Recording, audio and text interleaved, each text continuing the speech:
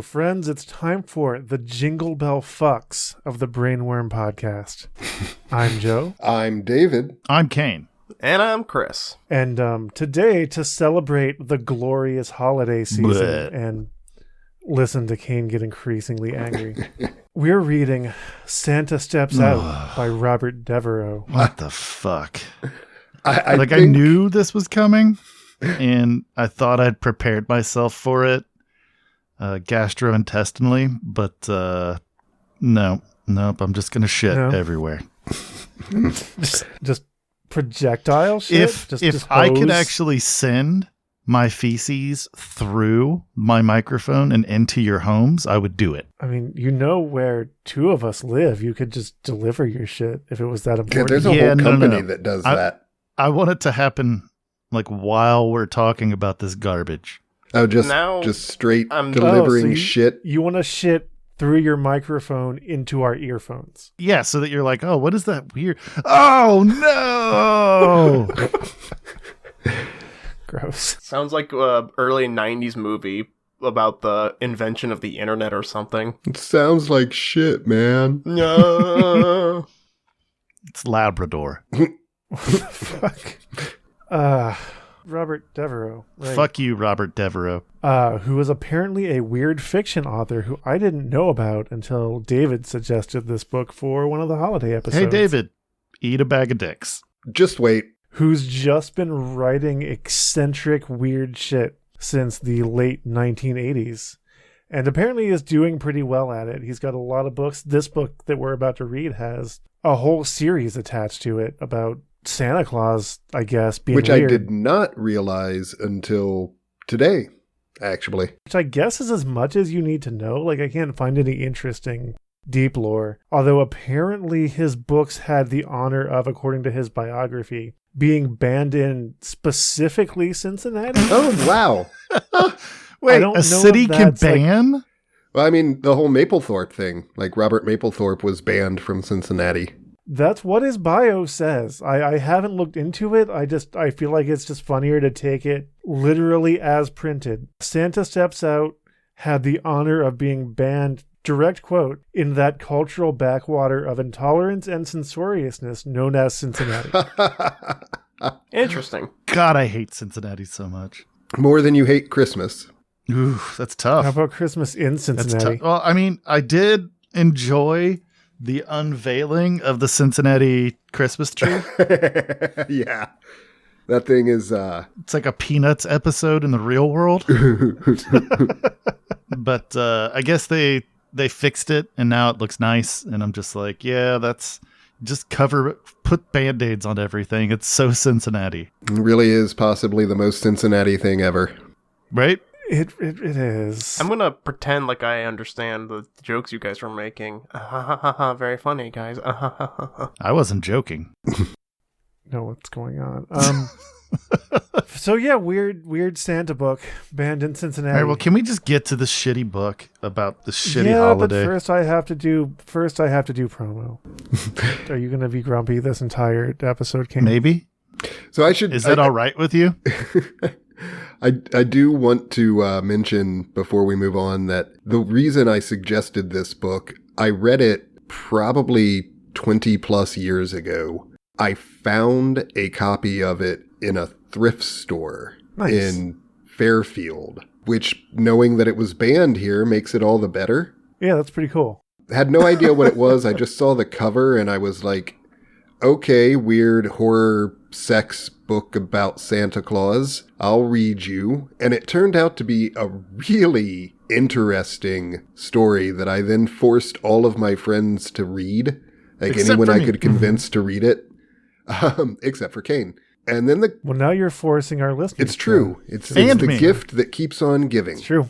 Just like I knew I'd rabies. get you eventually, Kaine. This is bullshit. I'm just going to get into the furnace now. You guys could do this episode without me. No. The furnace is being cleaned. You can't get into it right now. Who the fuck do you think cleaned it? Not the you clone. Wait, what did we hire those guys to do then? Oh, those were you guys you hired? Oh, God. I thought that you guys Did you sent a turn the Grubhub to furnace me. on with the furnace cleaners inside of the All right, furnace? guys, No, I thought you guys hang on. Grubhubbed me Everything needs some. to pause. Everything. No more jokes. We need to seriously consider that we have a spy infiltrated in our ranks. We need to talk about this. Wait, what? What the fuck are you babbling about? Captain Rainbow is sus. Are we doing that video game? Is that what's happening whole, here? That all the kids are playing? Did that whole sus meme come from Among Us? Yes. I mean, people said sus before that game got popular. Yeah, but it wasn't really mimetic until recently. Wait, should brainworms be playing Among Us? Probably. I mean, I guess. I feel like just the gimmick of Among Us would get real. Like, I just don't know if I'd be entertained by it after a couple of rounds. I'll try it, but I don't know. It seems wildly popular. I mean, if you've ever played Murder, like at high school, it's basically that. What the fuck kind of school did you go to? What are you talking Murder? about? Oh, let me tell you about murder. It's fun and it's easy. And you gonna learn all about it. Should I promote our social media and I mean, if you Patreon, or want do to. If you want to. We give you brainworms.com, Patreon. Give us money. We'll buy books and equipment and stuff with We it. swear we won't commit moon fraud. And yeah, if you like us, Facebook, go do the things. David, read the Christmas book.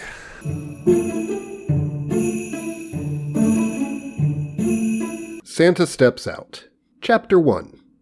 Seduction in 3 acts. Spoilers. Chapter 1 has 3 acts. So it does. Madness. With Anya's kiss tingling warm upon his cheek and her grandmotherly smile of devotion dancing in his eyes, Santa Claus bounded through cheering throngs of elves and lifted the worn leather reins of his sleigh. He loved their heft, how they took to his hands like tendons stretched from his snorting, stamping team, straight up through the brawn of his arms to his shoulders. As far off as his eyes could see, elfin hands lifted lanterns high and elfin voices, strong, high-pitched, and spirited, beat back the silence of the night. "Farewell, Santa," they shouted. "God speed! God bless! Auf Wiedersehen!"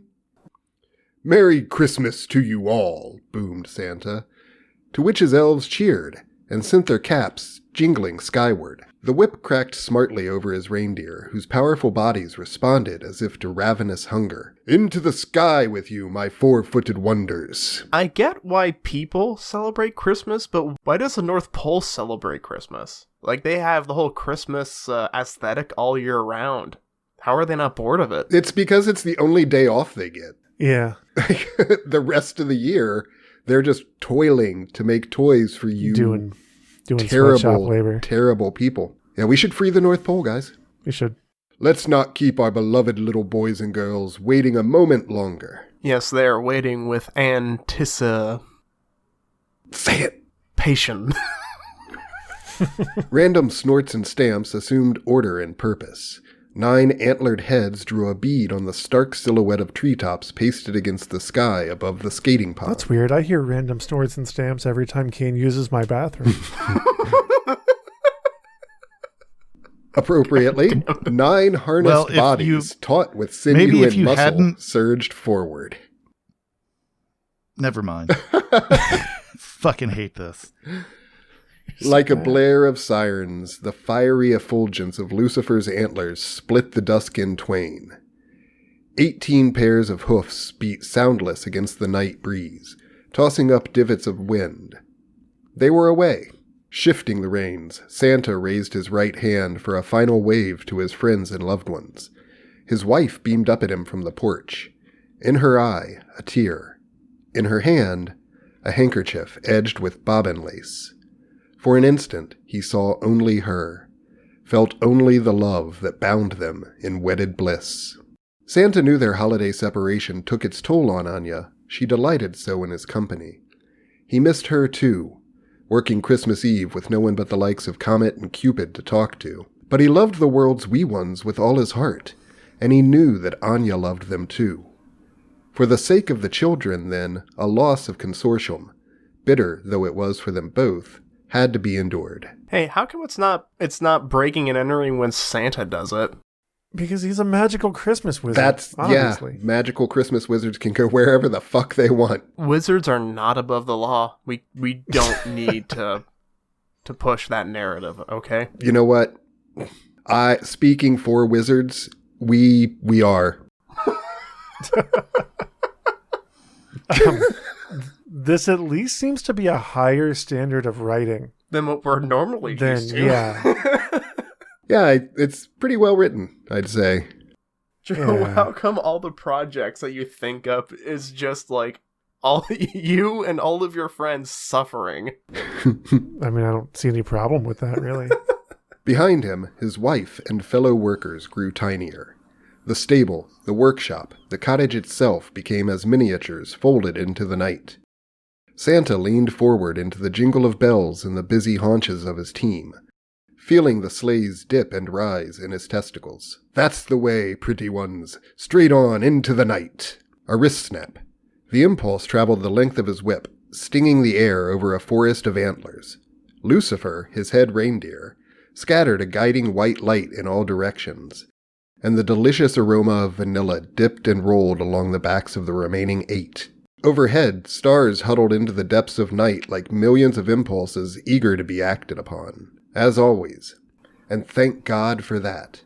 The winter world which opened before him kissed the hem of perfection, and the children were his to bless on this most wondrous night of the year.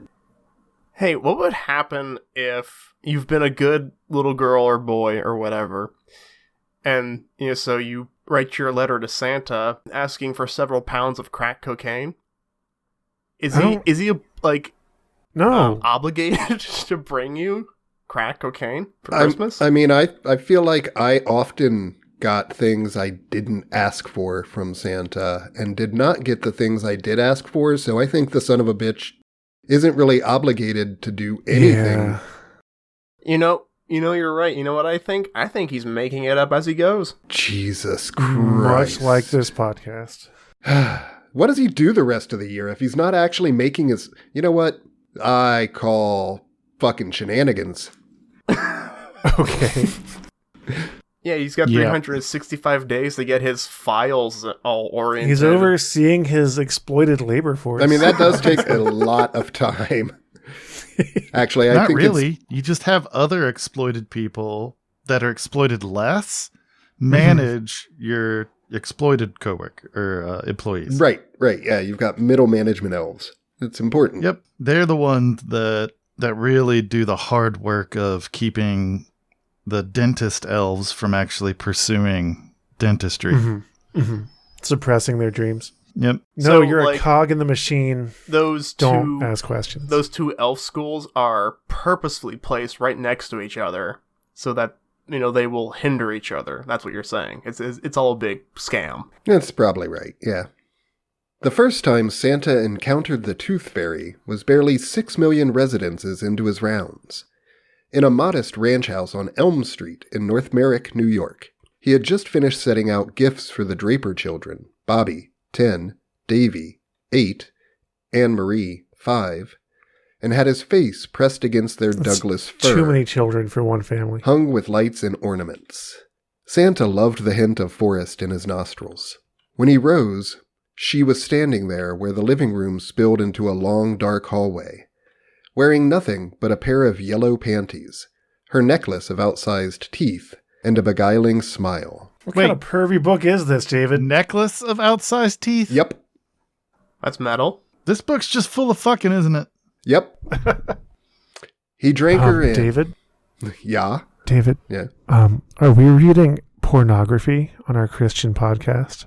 There are so many things wrong with the question you just asked me. Look, this is not going to be any more awkward than the time you read the book about the fucking jellyfish. Okay? It's true. It'll be That book fine. was awesome. This will be sort of along the same lines as the tit shark. You remember when Joe called it when they were like, "Hey, did you bring the script?" "Yeah, man, I have it right here in my jellyfish." Yep. And then the whole thing became about jellyfish. I did that with my mind. Yeah, we did do an entire cookbook that was a cocktail ingredients that involved cum, Joe. Yep. He drank her in, all of her carnality at once, glory enfleshed. Her necklace spoke boldly, its wide arc of glistening white teeth sweeping from shoulder to shoulder, large and canine every one. Like rough surf, they slapped cruelly at her breasts, which thrust out full and defiant. Her nipples seemed forever aroused, pointed and prominent as constellated stars, with fire to match. Her eyes flared seduction. Santa gave a sharp cry as a shockwave of sensuality engulfed him.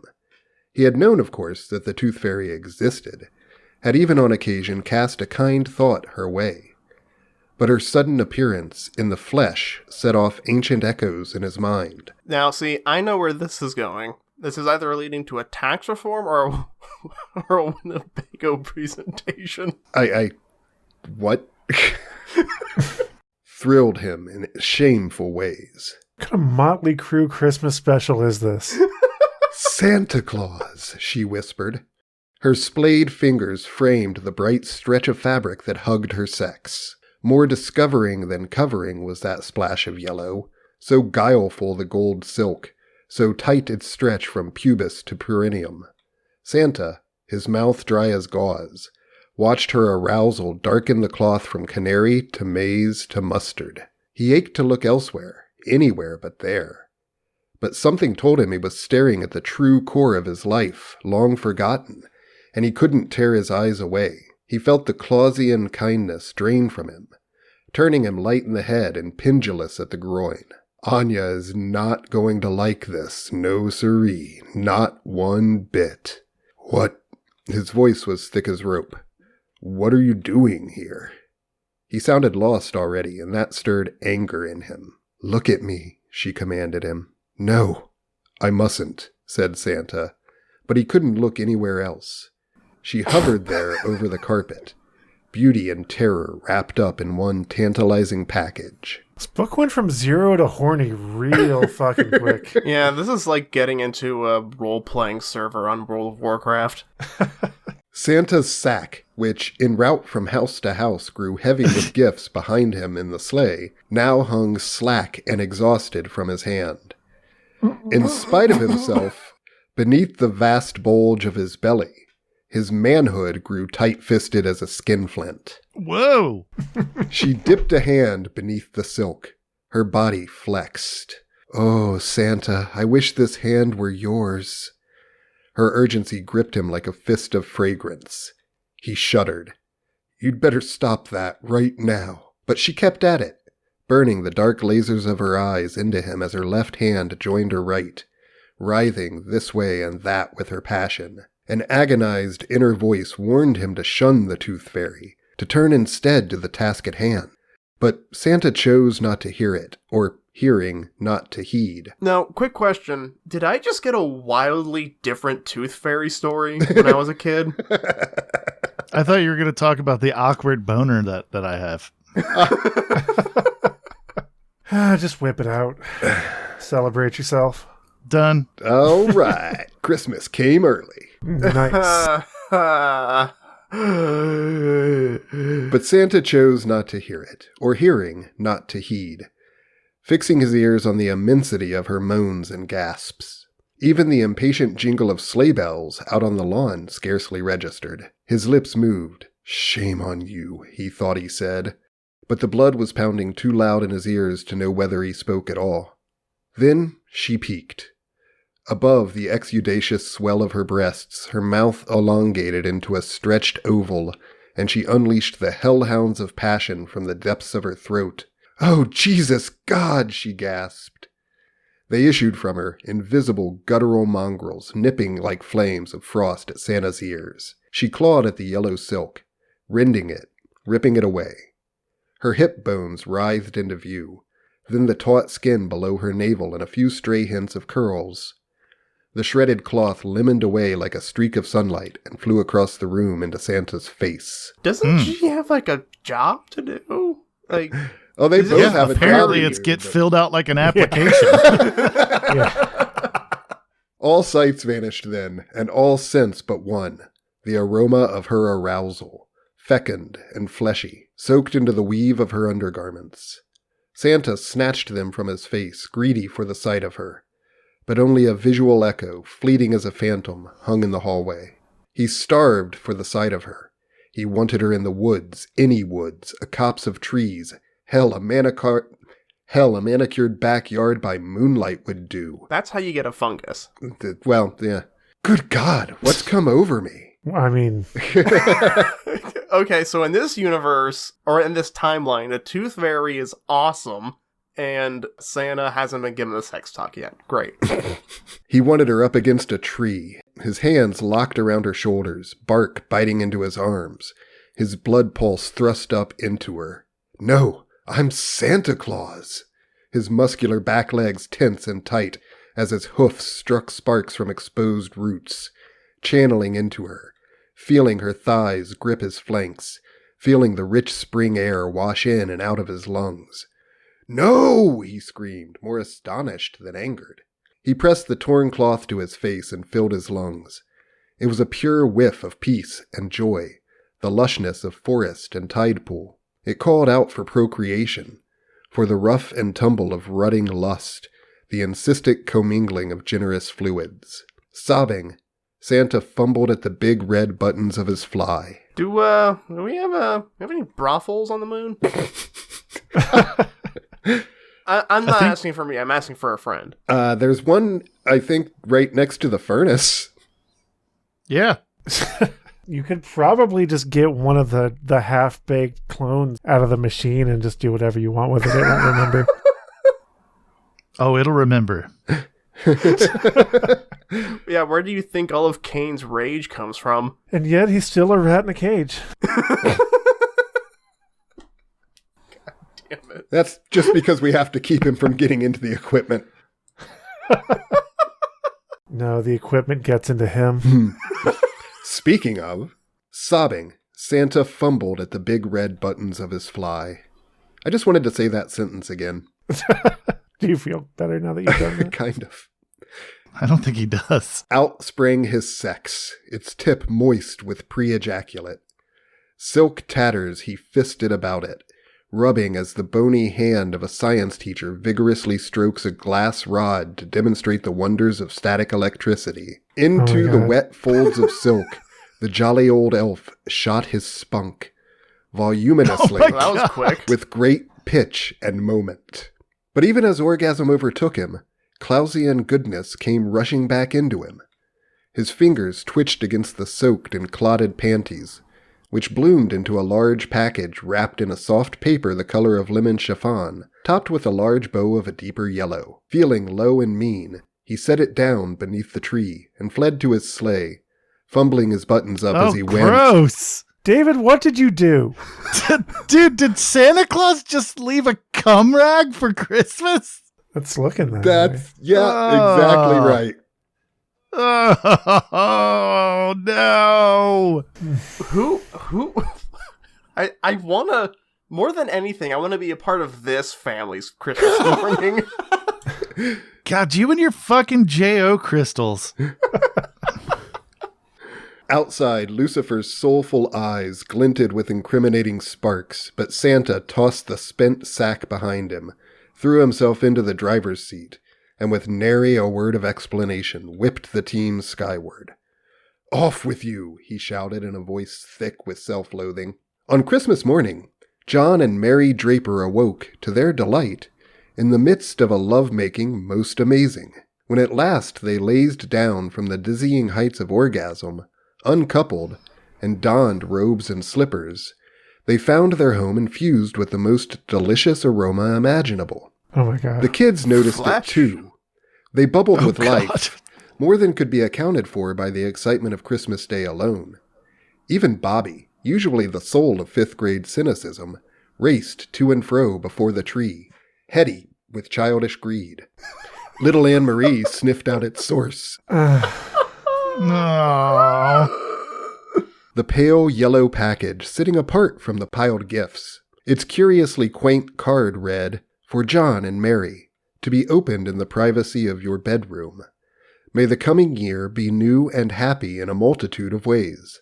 Much love, Santa." Despite the pleas of the children, Mary refused to open it, but set it upon the cedar chest at the foot of her bed. Her hands tingled as she touched it. All through the exchange of gifts, the visits from friends and family, and the endless holiday feasting, she and John exchanged looks of suppressed excitement. And after a day of revelry, with the kids tucked safely away for the night, they tore into the yellow enigma and brought forth sex toys galore. A profusion of them splashed across their comforter. Dildos, cock rings, and Benoit balls, frilly fuckwear for her, leather briefs with strategic zippers for him, flavored creams and gels of every variety, and condoms without number. Ribbed and stippled, latex and lambskin. This is a weird Christmas. Latex and lambskin, clear and opaque, and every color of the rainbow. Each denied the giving, but delighted in the gift, as much for the sheer naughtiness these playthings suggested, as for anything inherently exciting in them. And their sex Does life. Santa's cum turn into sex toys? Apparently. This time it did. Apparently. And their sex life, hitherto a dim porchlight over the dark doorway of their marriage, became thereafter a blazing hearth fire, lending abundant light and heat to all of life's endeavors. When your semen turns into sex toys, that's when you really need to go see a proctologist. How is that going to help you? What is a proctologist going to do about that, Chris? Look, it's just a problem that, when you get older, you'll get with your prostate. No. I don't think it His is. spunk turns into sex toys. How is the medical field going to do anything for him? Yeah. Market him? I'm just going to go. No, Joe. Absolutely not. I'm going to go. No, you. I'm going to No, mute. we've all done this. Like, okay, look. We have not. We have all never dogs. done this. We're all puppies in the house around our poop pile. We've all done this. This is all our fault. What the fuck are you babbling about? He's saying that we have to get our nose pushed into this. Exactly. Thank you. It's the only way we'll learn our lesson. I blame David. Yeah. I just want everyone to know that I have no shame about this, and that while it might, I encourage all of our listeners and all of you guys, basically everyone who can hear my voice right now, to read the rest of this book. I really, really do. Yeah, okay, there's a lot of pornographic stuff in it. I mean, we're gonna keep But, going. We have a solid hour. Oh yeah, of but content we're not going to read the whole thing here. I encourage people to actually seek this one out and read it. I really do. $50 or more donators to our monthly Patreon can pay for David to come to your house and sit beside you and read this book. $50? I'll record it for that. No, Joe sold it a different way. Uh, You're just going to have to sit next to somebody's bed and read them this book. Yeah. In a Santa Claus. You know what? I am not even going to lie. I am terrified of any person who would take me up on that. Unless they happen to be the Tooth Fairy. Well, this particular Tooth Fairy, right? Right. Not like the horror movie Tooth Fairy.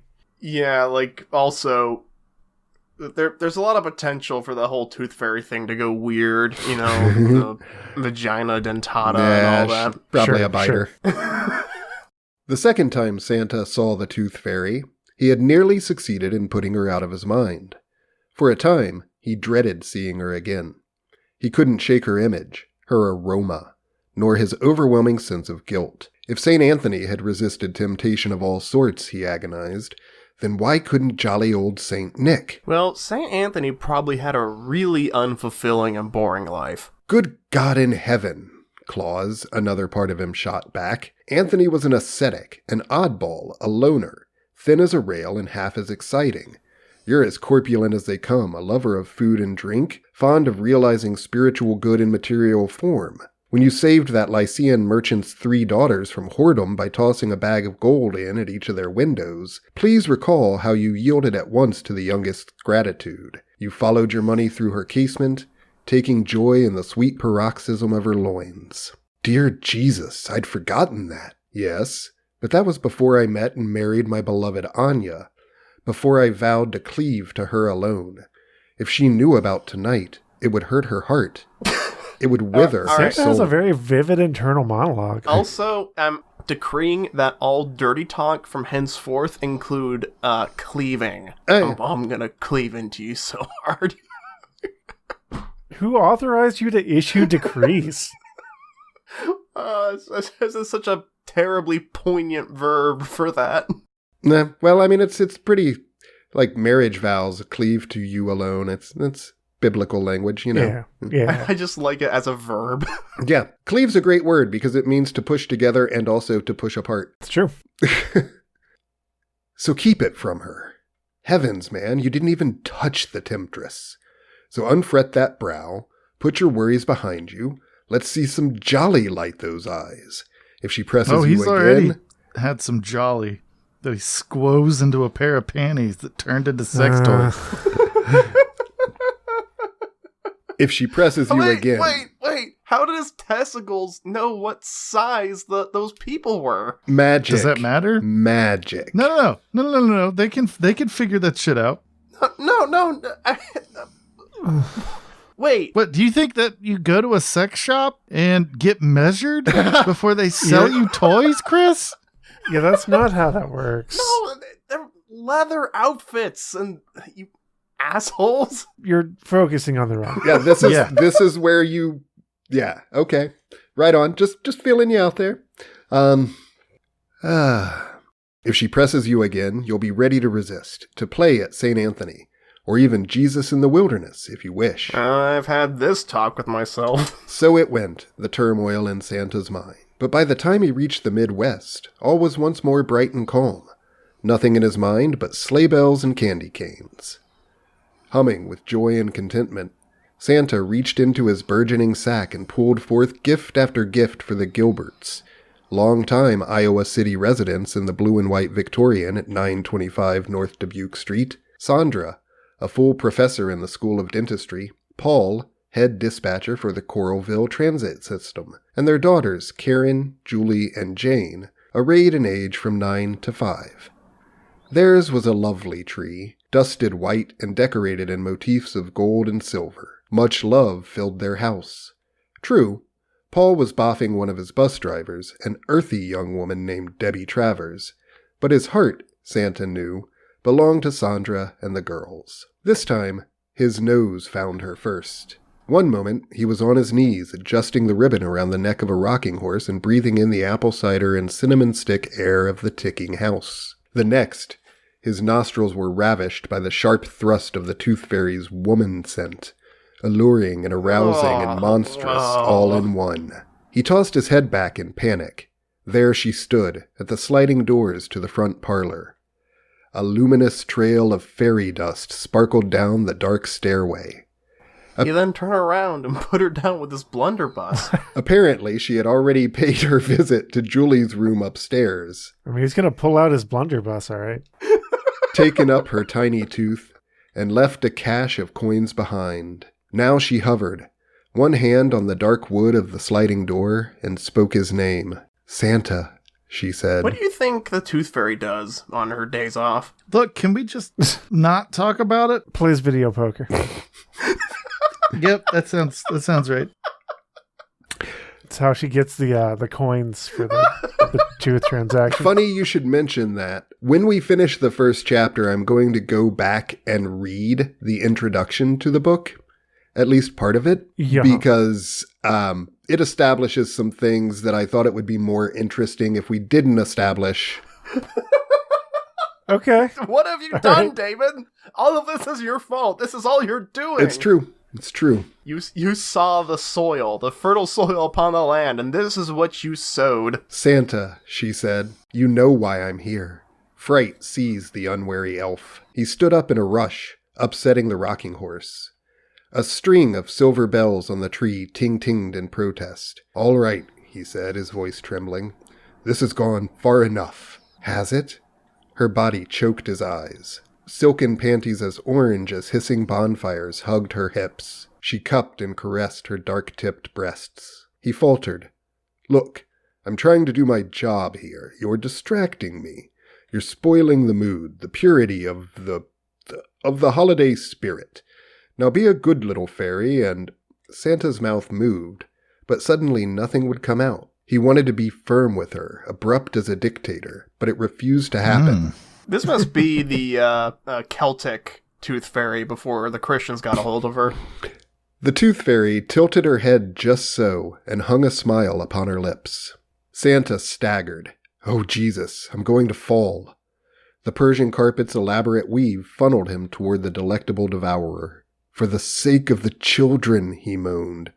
Please go away. You're so beautiful. Good God, the word doesn't do you justice. But I can't give you what you want. Had he called her beautiful? Yes, he thought, as beautiful as an earthquake swallowing whole cities. In a blink, she wafted over to him and pressed her body against his, her breasts pushing the sharp necklace of teeth into his red-suited chest, her pantied pelvis molding and encouraging his arousal. You can, she insisted. And you will. I have a wife, Santa protested weakly. He was losing himself in the wilds of her scent. Forget her, she rasped. She swirled her tongue tip inside the dips and folds of his left ear. Santa's knees buckled, taking his last vestiges of resolve with them. The steady voice of conscience, the troth he had plighted long ago, proved no match for this insistent female whose moist lips now played upon his mouth. Her tongue licked greedily at Santa's teeth and gums, deftly probing his oral cavity. It suddenly occurred to him that he was Santa Claus, god damn it! That three innocent children slept overhead, and that what he was now engaged in was an unforgivable violation of the sanctity of the Gilbert household. You know, this would be a very bizarre thing to witness when you stay up all night to see Santa Claus. I saw mommy fucking Santa Claus.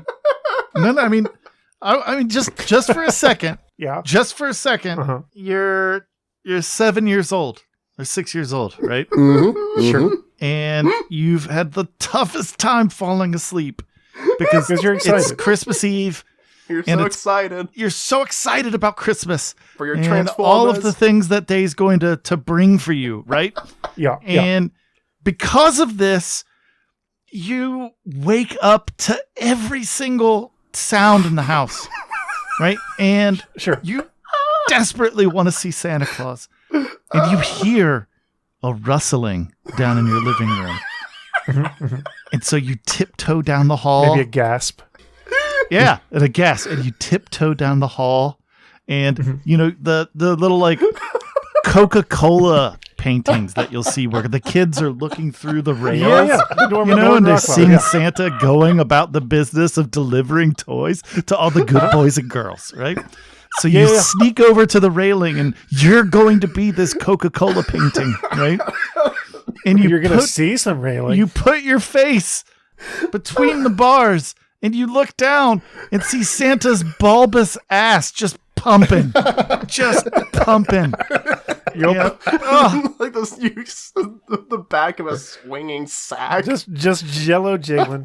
that is the origin story for a Christmas murderer. Like that's where that Yeah, comes from. or a lifetime of therapy. No, that is the origin story for Garbage Day. What? What's that movie with Garbage Day in it?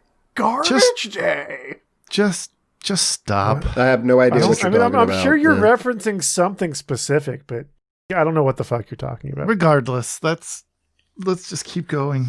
Yeah, let's let David read the dirty Christmas book. Santa To all seized the upon the lovely tooth fairy's listeners. shoulders and rudely thrust her away. Drunken rage flared in her eyes, but she masked it and glided back against him. So, we're playing hard to get, are we? Or maybe we're just getting hard. Is that what this is about? This is very upsetting. No more, please. Shall we see just how hard we're getting? Don't. Please don't. But Oh in the my physical God. struggle she had Is begun, the Tooth Fairy going to rape Santa? The Tooth Fairy is not respecting Santa's consent right now. And I don't like it. but in the physical Wait, struggle wait. she had begun. No, shut up. Hang on. Okay, so, like, a week ago, we're like, oh, hey, it's a Christmas season. Hey, David, what book do you want to experience? And you thought for a minute, and you went over the list, and you thought, oh, how about the one where Santa gets molested by the goddamn Tooth Fairy. That's what you went with. I think we've all learned a valuable lesson here, Chris. And that's not to let David choose the books ever. That's what we've Yeah, but learned. you get mad when I choose the books too, so... You know what? I'm just going to kill all of you. Before I go into the furnace, Oh, I'm just finally! ending all of you. That's the actual plan that we've had this entire time. Just keep making clones until they get angry enough to revolt and kill us. Because we're cowards and we can't do it ourselves. My whole inspiration for even doing a podcast was how hard can I push my friends before they snap and murder me? I mean, you're not enjoying the mental image of Santa being just really uncomfortable with the physical proximity of a naked Tooth Fairy. I mean, that was weird, but fine. But now we've gone to a place. Right. Yeah, Now we're on a journey. Yeah. Oh yeah.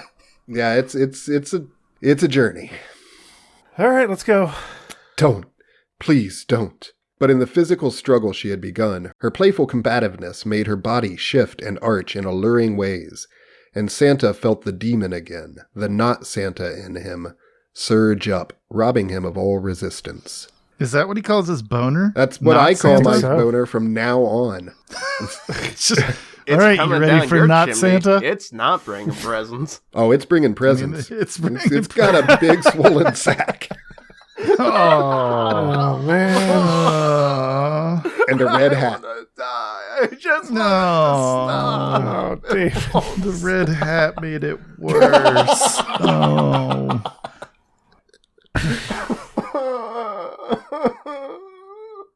You should put a little red coat on it. Oh god, he looked like Tom Servo. Better than Is Joe it done Campbell. yet? Are we done yet? Have we done enough yet that we can just leave? No. God damn it. Now her fingers snaked down his paunch, past the shiny black belt to the bright red bulge in his trousers. Ho, ho, ho! His buttons must have undone themselves, for in no time, No, they didn't. the ineffable thrill a man feels when a woman grips his love shaft surged through him. Oh, his The love, shaft. Huh? shaft is a little old place where... No, he gasped. Santa's hands felt numb and alien. His left splayed across her shoulder blade like a starfish on a beach. This is not happening. His right sculpted her neck, her hard-tipped breasts, her belly, then plunged beneath the orange silk and found the swell of her desire. Please, God, let this not be happening. Thus they led one another, by hand and lip, though Santa kicked and screamed inside like a caged saint, to the brink of orgasm. With a shudder, she gripped his inserted middle finger and bellowed out a world-splitting groan.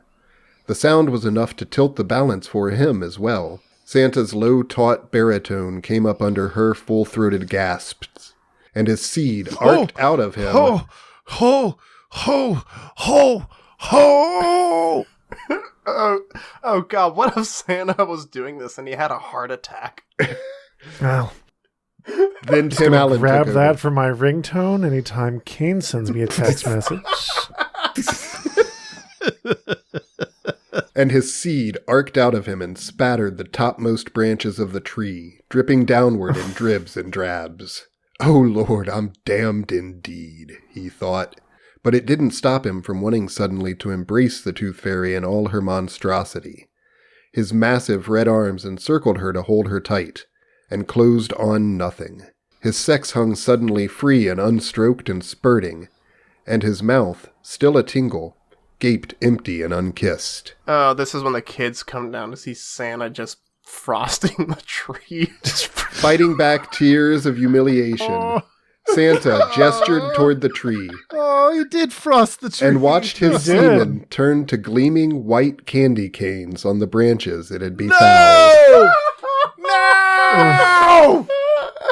He fell to his knees. Heavenly Father, he prayed, give me strength. Help me withstand the temptress. Be with me in my hour of need. This I pray by all the Oh, that's saints where in it's gonna heaven be. and on earth. Amen. Where is your God now? Then he gathered his things together, dematerialized through the front door, and dove into his sleigh. Mommy, why does it smell like chlorine on the tree? What? Does your I mean, a little. Yeah. It's chlorine? Sure. Yeah, there's a little bit. No!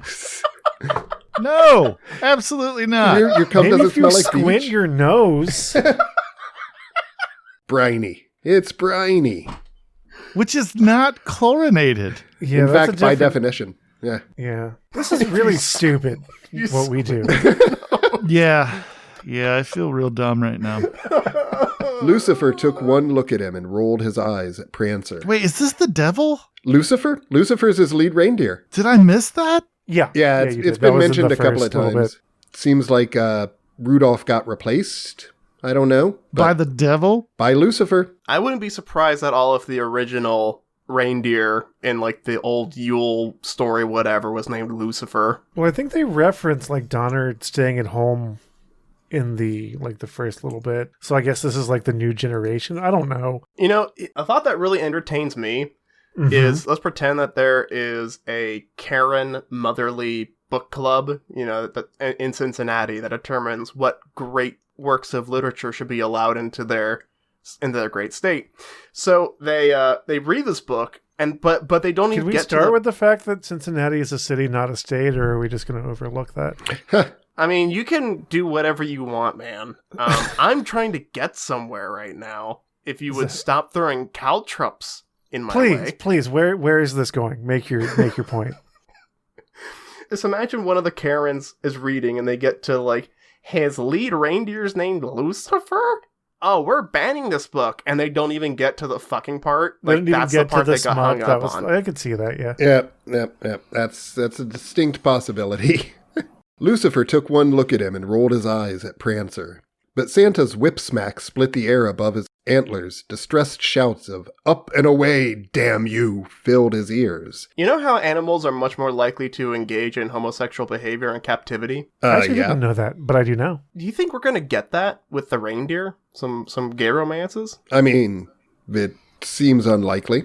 I don't know. Santa gets to have fun on the job. I don't know if that's the thrust of this story. But-ting. See what I did there? God damn you, Joe. I think Santa's gonna stuff all the stockings in this one. Oh, Joe, you're slaying me. You'll regret this. Whackity schmackity doo. The Gilberts' Christmas that year was the best any of them could recall. It wasn't so much the presents, nor the food, nor the folks who dropped by, though all of that was tinged as usual with the special clarity and goodness of Christmas Day. It seemed rather that the house itself, from attic to basement, from front porch to back, was infused with the deepest comfort and warmth. But the girls' favorite moment was Karen's discovery of the off-white candy canes on the tree. Oh, God. They went wild over them, the young ones especially, licking the stiff, glistening columns of white like Ponce de Leon, indulging himself at the fountain of youth. They smuggled some of them to school to share with their closest girlfriends, and Julie pressed one upon her mother. Sandra had never tasted anything like it. Despite a dominant strain of treacle, powerful barbs of nutrition jagged out here and there into her taste buds. There were hints of like that as a salt description. mingled with a sugar so pure its taste made her eyes glisten with tears of joy. David, are you proud of what you've done? Extremely. Paul Gilbert reaped his reward that night when Sandra slipped into bed beside him, peeled off his pajama bottoms with her teeth, and spent the next 5 hours lining her stomach with his outpourings of love. Sandra had always blanched at the very notion of oral sex, which was one reason her husband spent 3 lunch hours each week with Debbie Travers, a woman who loved to lick and be licked, though she refused to let him come in her mouth. From that night, Paul swore off Debbie and stayed faithful to his wife ever after. Karen, Julie, and Jane, as well as their friends who had partaken of the special candy canes, grew to be skilled milkers of men, and even the plainest of them, once her David. talents became known, never lacked for dates. So, David, I'm revoking your your right to ever complain about anything I do ever again. Hey man, this is a very sex-positive book. I mean, it is, and that's fine. I'm here for that. But, I mean, come on. But come the fuck on, man. The third time the Tooth Fairy crossed his path, Santa thought he was ready for her. I bet. Anya's image he kept close to his heart, catechizing in mid-flight the richness of their lives together, all the blessings they had shared. He devised devastating rebuffs for the temptress, should she reappear. But his strongest defense, he believed, was his clear-sighted assessment of the sex itself. Devoid of love, did it amount to anything more than a poke and a squirt? The thrust of a fleshy banana into a squishy donut for the momentary excitation of both? That's kind of the point, genius. Surely he could quell his sensual urges, acknowledge them yet not act on them, if the dreaded third visitation occurred. Oh god, now he's gonna be jerking off in his sleigh, going from house to house, so people walking on the street at night, Christmas night, just watch out. It's definitely going to be a white Christmas in that case. Off-white. Kind of oyster. Yeah. Oh, I think a bird pooped on me. Wait a minute. It turned into a candy cane. The Townsend residence on K Street in Sacramento was a well-preserved 3-story Victorian, slate gray with white trim. The house kept a stately watch over its occupants. Harold Townsend, a dealer in used cars, his wife Patricia, and their children Rachel and Billy. Santa had just read Rachel's notes to him and taken a crisp bite out of an Oreo. The sudden pressure of a hand coming to rest upon his shoulder nearly made him choke. It was her, pantied in red this time, the same fire engine red as his suit. Oh god. Can you imagine Santa, pleading, no, wait, I need to take my diabetes medication. Need to shoot my insulin, man. The savage beauty of her body was as breathtaking as before, but no lust shone in her eyes. Nothing of the huntress hung about her. That caught Santa off guard. "It's me again," she said. He swallowed the cookie as best he could, pretending nonchalance. "So I see." She brought her lips to his fingers and took the last bite of Oreo out of them as if it were a communion wafer. Then she lifted the glass of milk from the table and drank it down. The not Santa crept back into him, peering hungrily at the long sweep of her neck and its inviting resolution in the thrust and surge of her memories. What's her game this time? And what is this thing inside me? This thing I call not Santa? Whatever it was, it felt disturbingly comfortable, like easing into a pair of forgotten slippers. She set the glass down. "I haven't harvested the little girl's tooth yet," she said. "Let's take a peek, shall we?" Santa sensed a trap. What? "I don't think that would be a good idea." But the Tooth Fairy insisted, poking his rotund belly and giving a maddening little laugh. Oh no. At last he consented, but no funny business. She led him down the hall to Rachel's room, passing hand in hand with him through the closed door. In her oversized bed, the sleeping child was dwarfed by the stuffed animals that shared her dreams. It had been her grandma and grandpa's bed, but they had bought a new one, and knowing how Rachel loved it so, had given her the giant bed for her own. Now she lay on a thin sliver of mattress at the rightmost edge, one arm around the neck of a large teddy bear. "There's the little dear," the Tooth Fairy whispered, closer to Santa's ear than she really needed to be. "Wait Not here. like this. I'll only be a moment." She glided to the bed. Rachel's head lolled toward her mouth open in the innocence of sleep. The Tooth Fairy ran a greedy finger over the exposed enamel of her bottom teeth.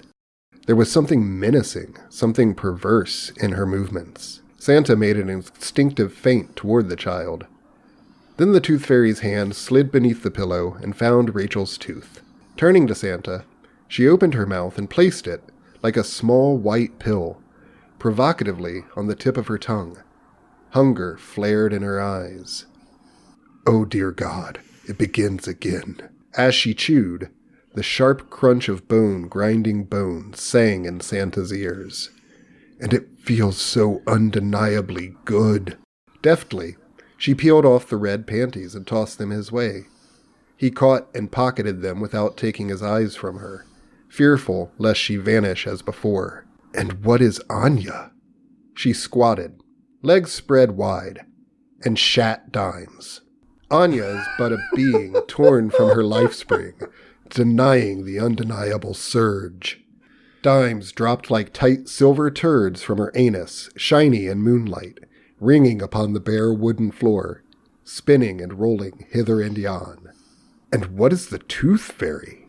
With a practiced hand, she retrieved them and slid them beneath the pillow. Pure body, pure need, pure demand. That which must be caressed and covered and filled.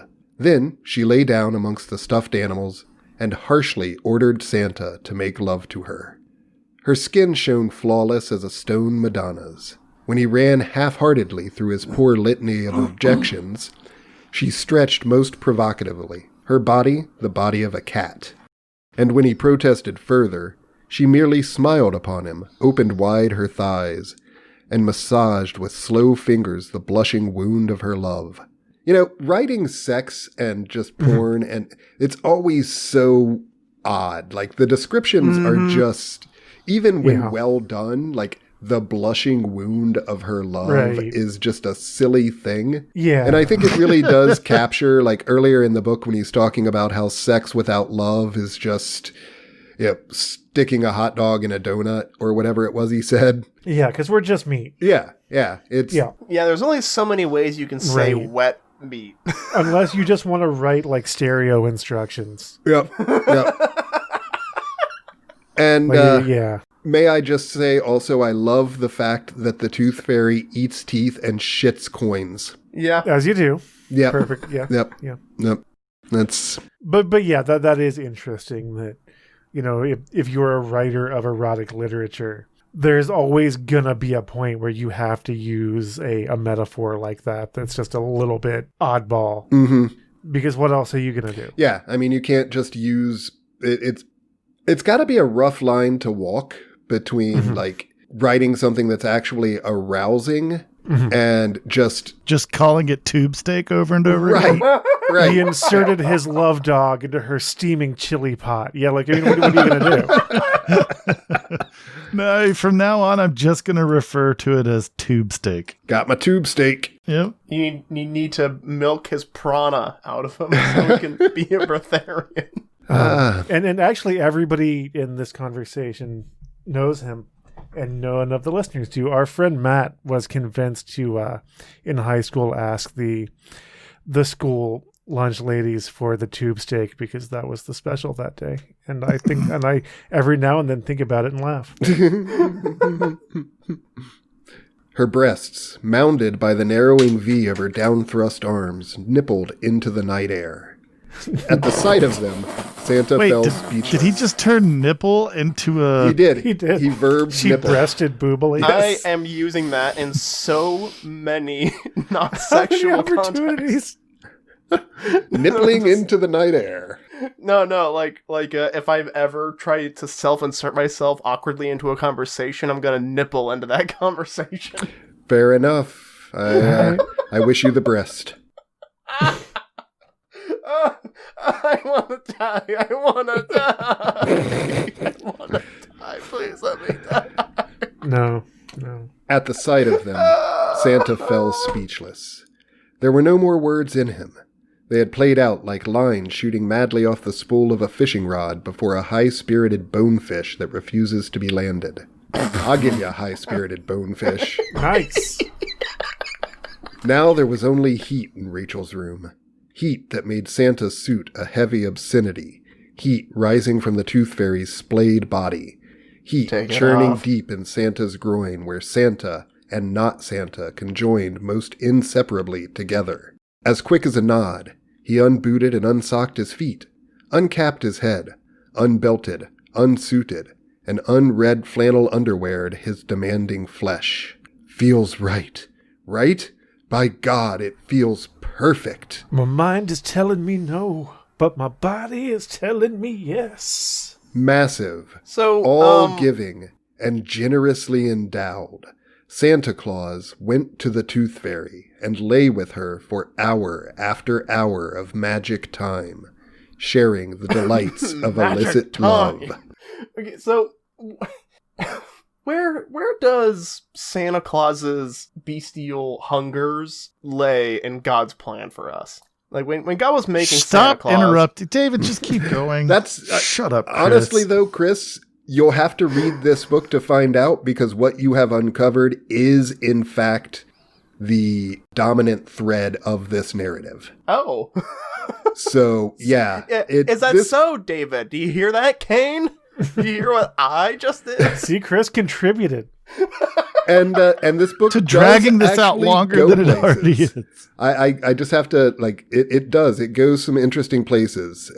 This first chapter just kind of sets what is going to happen. Yeah. And speaking of magic time, magic time allows beings benevolent and malevolent to move unseen among humanity, distributing gifts to billions of children in one night, for example, or bartering coins for teeth. You can only see into magical time with a resonator. Without magic time, the pale hand that guides the planchette would become disquietingly visible. Without magic time, scoffers at superstition would sniff the vile shades that hover beneath ladders and know better than to defy the ancient wisdom.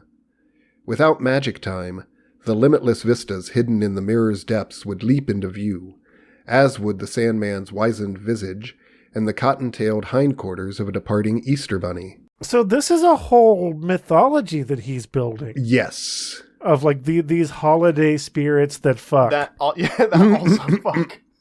For a short while, this same magic time kept what passed between Santa and his lover from Rachel's senses. But then, as sometimes happens, there was a seepage, a commingling of their world with hers. Her brain... Yeah, after the Tooth Fairy's been somewhere, there's definitely a seepage. Oh, man. Her brain tingling still with the numbing touch of sleep, Rachel opened wide her eyes and ears and let come to her what would, out of the tremulous darkness of her bedroom. What came to her were two unclothed grown-ups moving against one another beyond her teddy bear, their heads pillowed on Elmer the elephant. The glow that outlined them, as well as the numbness that held sway in her body, meant, of course, that she was dreaming. Of that she was sure. Nor was there any question who these grown-ups were. She felt blessed by their presence in her dream, looming large as gods in her bed, even though they seemed to be fighting about something or other. All their grunting and groaning seemed strange to her, hardly what one would expect from Santa Claus and the Tooth Fairy. But then it looked less like fighting than wrestling. Every so often, they would stop and take up a new position, then move and rub up against one another again. Just like the junior high kids in that boring wrestling match Daddy had dragged her and Billy to the week before. She couldn't get over how wonderful Santa looked, how kind his face shone even through his sweat. She loved the vastness of him and the soft sweep of his pure white hair playing about his face. I'm out. Santa was white-haired too, she noticed, below his astounding belly. And out of that wild riot of white curls he had grown an extra finger, long and fat and upright. God damn it. Santa kept hiding it inside the Tooth Fairy, sometimes in her mouth, sometimes down where she went tinkle. The Tooth Fairy seemed to like having it hidden in her. Rachel was awestruck by the fury of the Tooth Fairy's thrashings, how hungrily she feasted upon Santa's aura of kindness, taking in more and more, yet never depleting his stock, then flinging it back into his face, her passion as tossed and distressed as a thunderstorm. I don't want to alarm anybody, but several police SUVs just pulled up outside of my house. She was ghastly, and yet there was something extremely beautiful about her, something that made Rachel want to kiss her. Is anyone else hearing heavy breathing in the audio call? The call is coming from inside the house, Joe. I'm just done. I'm just so fucking done. On occasion, Santa would match the sounds his partner made deep Happy in her holidays, throat. everybody. Savage, guttural noises which were transformed by his echoing voice into psalms of wisdom and benevolence. It thrilled Rachel's ears to hear the two of them like that. If I stand on my head and call it to Nyarlathotep and make everything better. She felt she might almost explode with the joy of it.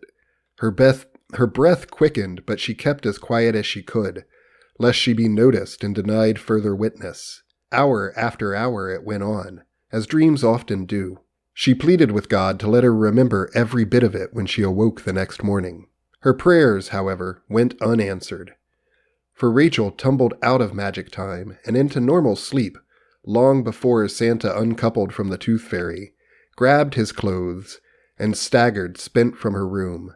And though brief snatches of that night's witnessing flashed before her as she grew to womanhood, not for 20 years or more did the entire scene come rushing back full bore into Rachel's memory. During a Dr. Phil episode. And that would occur precisely 1 year before the Tooth Fairy devoured her at the North Pole. And that ends Chapter 1.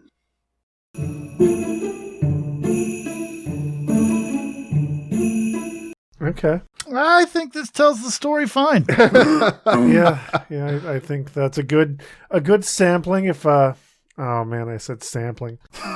If I hate you, Joe. the listeners want to check this out on their own time, or if they want to never listen to this podcast again, which I don't blame you for. yeah, I don't want to listen to this podcast ever again, and I'm producing it.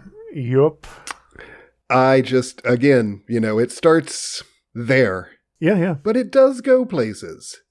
Do you want to go and read that intro, David? Is that still something that's important to you, Yeah. or have you done enough? So the one part that I wanted it to really touch on, it did, which is that. I think there's been enough touching A today. lot of touching has Yeah. happened. Too much touching. But so prologue, Cupiditas Resurgens. In the beginning, the father heard rumblings from above and cut his vacation short, regained his throne, surveyed the scene, flew into a towering rage. The Archangel Michael had gone berserk, his thick white wings now twitching. As he staggered before the throne, the glowering god mask angled upon his face. Shards of Hermes jagged out of his body. The 6 other archangels looked on, wringing their hands. Raphael's eyes were moist with tears. "How long has he been like this?" God asked them, gesturing toward Michael. He expunged all evidence of the trickster god, putting him under as he had done during the Great Transformation. 2 decades and more, Father, said Gabriel, who had been Apollo in the old times. We couldn't stop him. As your surrogate, he had absolute power. He wouldn't listen to reason. The father lifted the god mask from Michael's face. The penitent looked pale as moonlight. Dear Lord, forgive me, he begged. One of the cherubim, that one up there, whispered a suggestion in my ear. It sounded so splendid and proper at the time, but now I see it wasn't, not in the least. God glanced upward, as he suspected.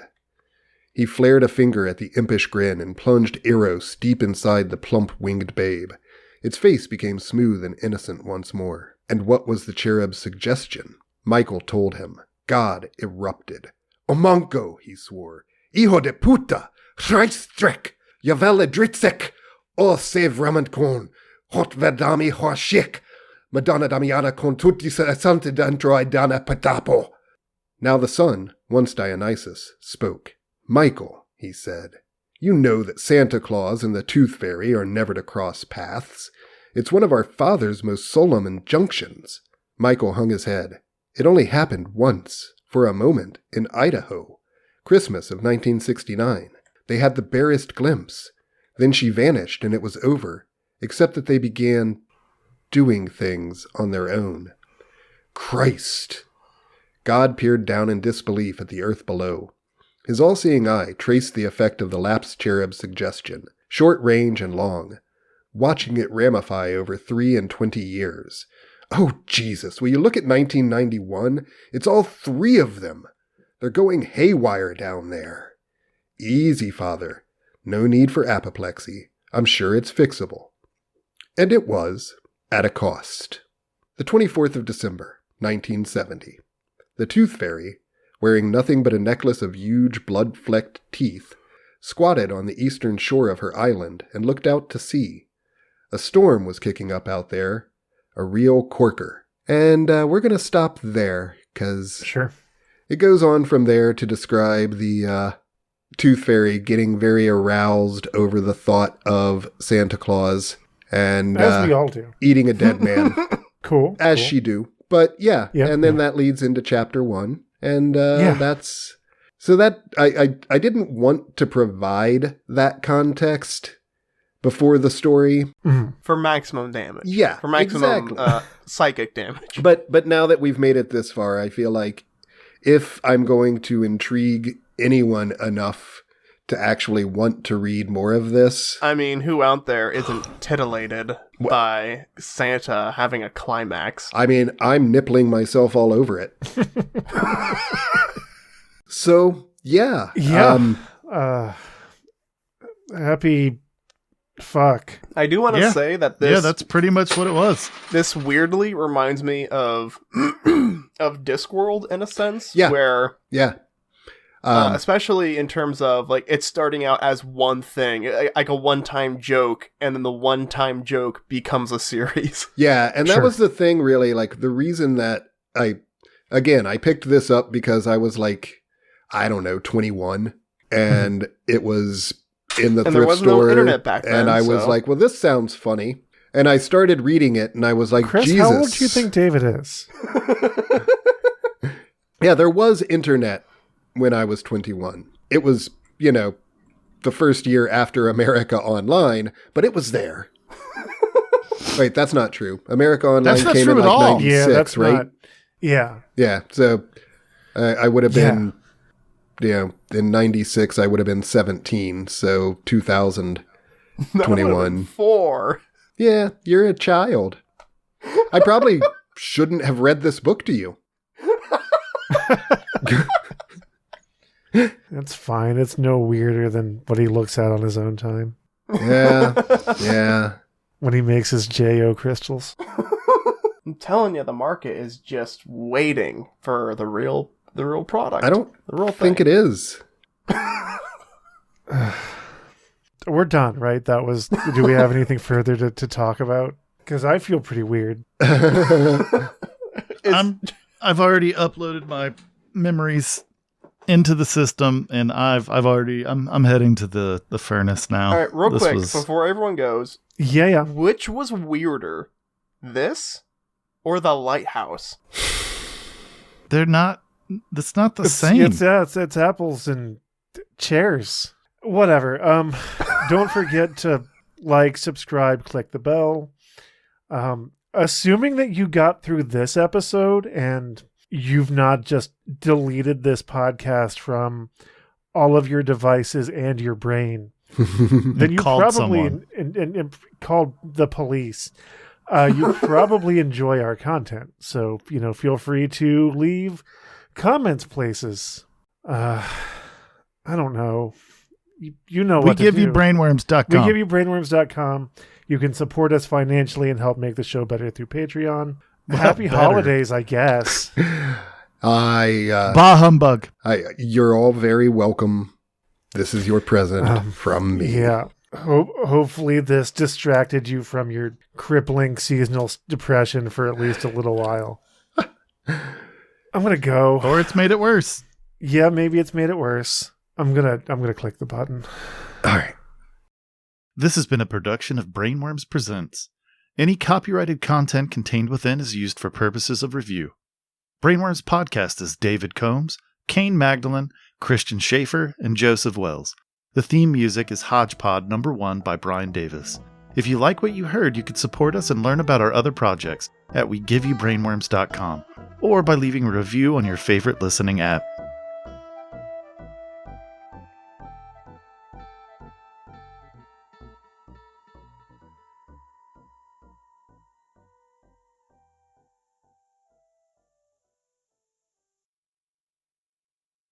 I saw mommy fucking Santa Claus.